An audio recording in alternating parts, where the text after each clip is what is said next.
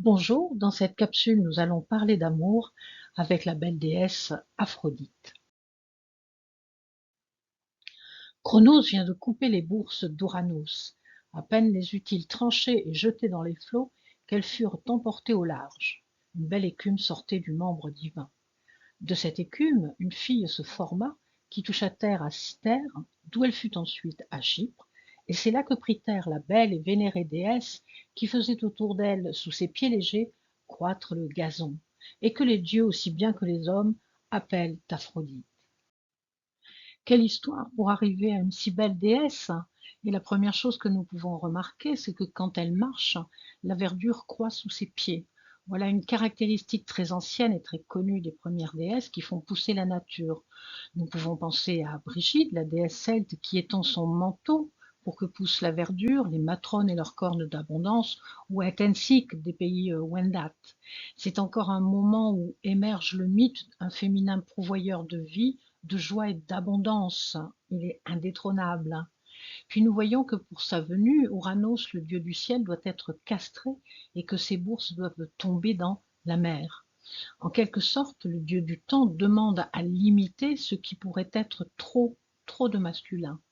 Il ne s'agit pas ici de castrer les hommes, mais d'orienter les possibles dérives d'un masculin, d'un animus, de ritualiser sa violence. Il ne s'agit pas d'un combat. C'est une manière psychique et primitive d'orienter l'énergie masculine virile afin qu'au lieu de se déployer en violence et en agressivité, elle s'abandonne à un féminin d'origine, la mère.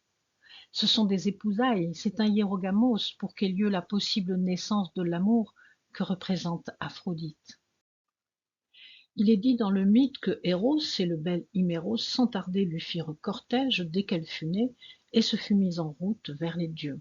Ce qui veut dire que lorsqu'elle s'approche de la sacralité, dès sa naissance, Aphrodite n'est pas toute seule, elle est accompagnée de Eros et de Hyméros. Eros, c'est un dieu majeur, c'est le dieu de la relation amoureuse. N'oublions pas qu'il est le père de Volupté. Quant à Hyméros, c'est le dieu du désir. Parfois, ils sont accompagnés d'un troisième larron qui s'appelle Pothos et qui est le dieu de la passion. Nous les voyons représentés sur cette petite image et c'est assez intéressant de voir que, en tant que dieu de la relation, de la volupté, du désir et de la passion, il ne porte pas les chaînes du mariage patriarcal, mais il porte voilà, des rubans ou des lianes, c'est-à-dire des liens qui sont souples et qui sont légers. Quant au troisième, il porte un lièvre ou un lapin, enfin, c'est peut-être un lièvre parce qu'il a des grandes oreilles, et cet animal représente vraiment l'activité sexuelle. C'est connu avec d'autres déesses. Ce qui veut dire que ils accompagnent Aphrodite et elle a donc un lien entre le sentiment d'amour, la chair et c'est la sacralité. Donc c'est pas juste la déesse de l'amour, c'est la capacité de d'incarner le sentiment d'amour jusque dans la chair, de ces amours qui portent des fruits et qui nous font nous sentir vivants dans la joie. Et c'est là que réside la beauté que représente Aphrodite. Il ne s'agit pas de la beauté plastique. Hein. Nous savons que ça, elle n'aime pas du tout parce que ça la met très en colère. Nous en reparlerons un petit peu plus tard.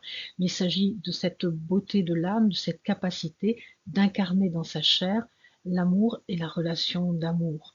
Alors, on retrouve cette notion en astrologie où la planète Vénus, cette merveilleuse planète que l'on voit largement briller dans le ciel, représente cet anima amoureux, cette capacité d'amour, hein, mais avec aussi cette notion de chair et d'incarnation dans la chair.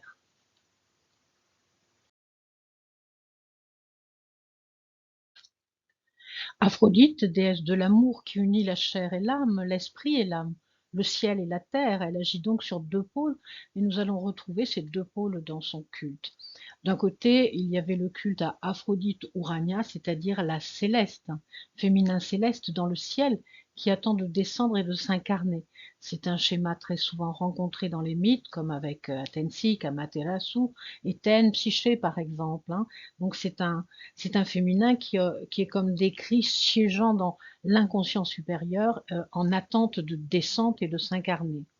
D'un autre côté, elle est connue sous le terme de Aphrodite pandémos, c'est-à-dire commune à tous, à tout le peuple. Pan, c'est tout le, et démos, c'est le peuple. Il y a quelque chose à voir avec la démocratie, mais pour tout le monde. Elle est la divinité de l'entente civique et de l'harmonie, la déesse du peuple entier, et le peuple souverain trouve en elle une protectrice attentive. Quelle est cette déesse qui protège tout le peuple en toute égalité? N'est-elle pas quelque part héritière d'un système antérieur matristique? Ou ne nous donne-t-elle pas des pistes aussi sur comment nous devrions incarner la démocratie, par exemple avec amour? On a bien ici cette image de ce divin féminin qui est céleste, mais qui est aussi en capacité de nous permettre d'incarner quelque chose de l'ordre de la beauté dans le pandémos, c'est-à-dire avec une démocratie pour tout le monde et dans l'amour. Pandémos est dit aussi épitragia, c'est-à-dire de la chèvre, parce que selon Plutarque, Thésée lui aurait sacrifié une chèvre et l'animal se serait transformé en bouc. Et voilà notre déesse chevauchant un bouc, ce qui pourrait paraître très surprenant de la part d'Aphrodite, hein, mais en réalité c'est très parlant, c'est-à-dire qu'ici elle retrouve sa connexion ultime de déesse archaïque avec le masculin sacré d'origine, c'est-à-dire le dieu cornu.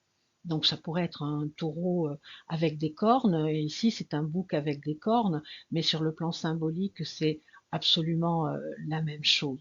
Donc on voit bien la force, la puissance de cette déesse, son origine très lointaine et très archaïque, et puis son spectre d'action qui se trouve à la fois sur la terre comme au ciel. Les dieux anciens sont comme des archétypes, ils ne sont ni bons ni mauvais, c'est selon le contexte, selon comment nous les servons en quelque sorte. Aphrodite bien servie est source d'amour joyeux, vivant, exaltant, mais Aphrodite mal servie devient une véritable méchante. En quelque sorte, cela voudrait dire que si nous ne servons pas ces lois cosmiques qui attendent l'amour entre le ciel et la terre, la chair et l'âme, nous nous concoctons des souffrances. Car Aphrodite veille au grain, elle se venge. Par exemple, elle se venge des filles de Chypre qui refusent de l'honorer et elle les condamne à se prostituer, c'est-à-dire que dans la bouche d'Aphrodite, elles vont connaître et commettre l'acte de chair sans joie, sans amour et sans plaisir. Et puis il y a surtout le mythe d'Héros et de Psyché, où les humains ne vénèrent plus Aphrodite, mais ils vénèrent la beauté plastique. C'est vraiment ce que nous faisons à notre époque, et que ce soit les hommes ou les femmes. La déesse folle de colère va faire battre Psyché et la condamner à des corvées qui lui permettront à terme de retrouver un animus solide et aimant sous la forme d'Héros, et ils auront donc cet enfant qui s'appelle Volupté. La volupté, c'est vraiment l'image du tissage entre le sentiment et la chair, le plaisir de la chair avec le sentiment mêlé. Sur un schéma de vie, ce n'est pas une mince affaire que de retrouver le chemin d'Aphrodite pour expérimenter la joie et l'harmonie d'amour. Nous sommes, je pense, nombreux à le savoir. Aphrodite a de très nombreux amants, elle est connue et célèbre pour ça. Sur le plan psychique, cela indique la possibilité de changer d'animus suivant le contexte et les besoins du moment. Et sur le plan concret, cela nous éloigne des lois du patriarcat qui imposent le mariage enchaîné à la vie, à la mort. Et nous savons, comme dans les sociétés matristiques, les femmes pouvaient sans aucun préjudice pour elles et leurs enfants changer de compagnon, droit de divorce et de garder ses biens. C'est tellement vrai que assez tardivement, nous avons trouvé cette statue qui s'appelle Hermaphroditos, qui est un fruit d'Aphrodite, mais vous voyez qu'elle possède un sexe masculin. Alors l'image est tardive, mais elle porte un sens de cette capacité de l'animus de se mettre en œuvre avec l'anima.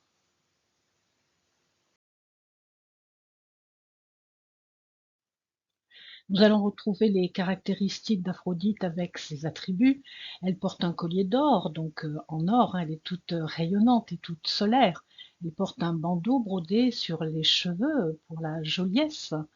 Elle a des végétaux favoris dont la myrte, la rose, cette fameuse rose que l'on retrouve aussi dans une histoire d'amour avec Dionysos, la myrrhe, la grenade, cette fameuse grenade, ce fruit rouge qui représente la connaissance de la vie avec sa douceur et son amertume, la pomme de la connaissance, et le pavot. Et nous savons bien quand nous sommes profondément amoureux, comment nous pouvons être un petit peu enfumés et dans des sphères un petit peu imaginaires, hein, comme si nous avions pris du pavot. Mais Aphrodite a aussi de nombreux animaux à ses côtés. Elle est associée principalement aux oiseaux, et ça c'est une caractéristique majeure de la déesse des origines, telle que nous l'a décrit Marisha Gimbutas. Et avec Aphrodite, nous avons en particulier le cygne, la tourterelle et la colombe. Hein. C'est un attelage de ces oiseaux qui guide son char. Il y a aussi l'oie. Les représentations de sa naissance l'associent au coquillage par évidence, et elle est également donc liée au bélier, au bouc et au lièvre. Donc voilà, nous avons un petit peu parlé de ces animaux vis-à-vis d'Aphrodite. Pour synthétiser tout ça, nous pouvons dire que Aphrodite est la déesse de l'amour incarné, mise en œuvre, ressentie et acceptée jusque dans sa chair. C'est un amour qui engendre l'équilibre, l'harmonie jusqu'à la démocratie, la beauté dans le vrai sens du terme. La beauté d'Aphrodite, celle à laquelle elle tient tant, c'est cette harmonie de la matière sacralisée et dont nous devons prendre soin.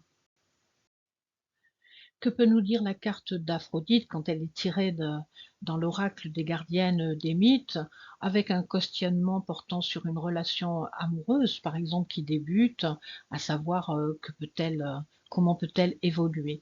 Alors les cartes tirées sont la sirène, Aphrodite, Caer, et Astarté. C'est-à-dire qu'ici, nous avons sur le plan de l'individu, la personne qui pose la question, nous avons la sirène, c'est-à-dire un état pas tellement conscient de ce qui se passe, pas tellement dans la réalité de l'amour qui peut flotter dans l'air et de sa possibilité de réalisation.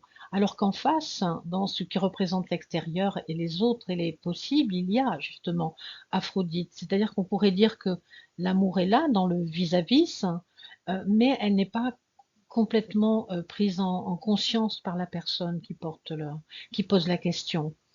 En haut, nous avons Caire, c'est-à-dire qu'on voit ici l'origine de la question avec un féminin qui est un signe, un féminin qui n'est pas encore complètement incarné, donc ça fait vraiment écho à la sirène, hein, une espèce d'inconscience qui est là et qui fait qu'on va se poser cette question parce qu'on ne se rend pas bien compte, on a besoin d'aller questionner un petit peu les oracles justement.